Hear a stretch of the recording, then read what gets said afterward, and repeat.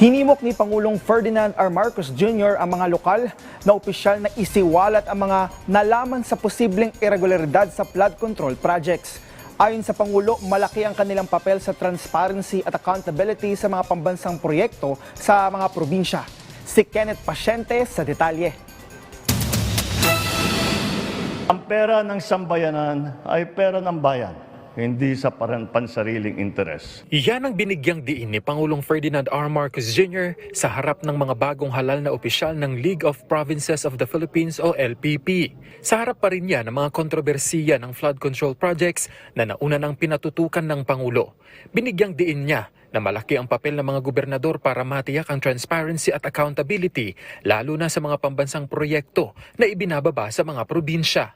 Ngayon, higit kailanman, kailangan ng bansang Pilipinas ang inyong pamumuno upang wakasan ang mga maling nakagisnan.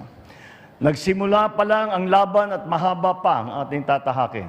Umaasa ako na kasama namin kayo sa bawat hakbang, sa pagsusuri sa mga proyekto, sa pagsasaliwanag sa mga nakakukubli na kadliliman. Hinimok din ng Pangulo ang mga bagong opisyal ng grupo na maglingkod ng tapat, magsilbi bilang gabay, boses at konsensya ng kanilang mga nasasakupan. Kaya't hinihikayat ko kayo, paglingkuran natin ng buong katapatan ng sambayanan.